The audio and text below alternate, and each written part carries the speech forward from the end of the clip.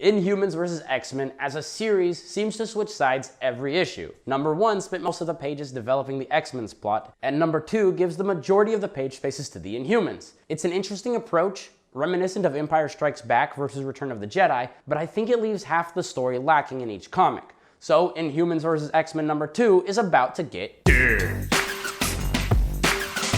Writers Jeff Lemire and Charles Soule have strung together an interesting conundrum. If the Terrigen clouds remain, the mutants die.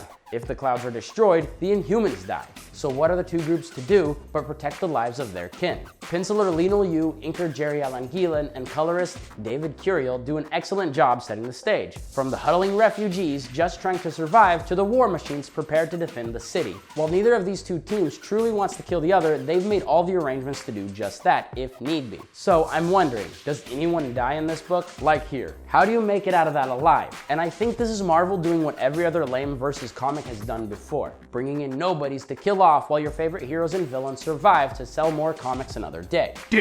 Beyond not delivering on the death part of this that has been implied since they teased the series, the fight scenes are lackadaisical. Despite the artists not being able to draw a decent fight scene, they are able to put emotion where it's needed, such as this portrait of battle-ready Medusa, or the grouping of defeated Inhumans later on. Shh.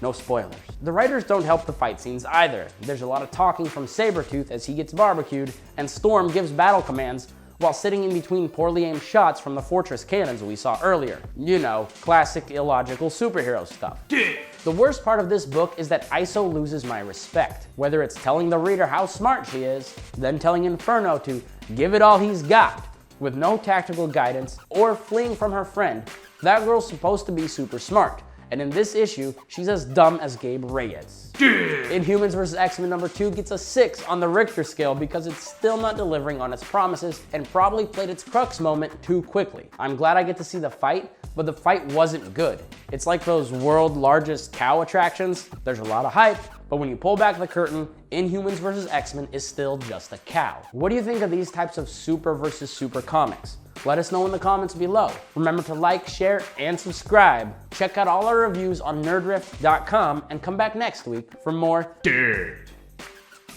Watch where you put your ads, Marvel. They interrupt crucial moments that do better without a cliffhanger and give spoilers. Care more about your readers than your sponsors.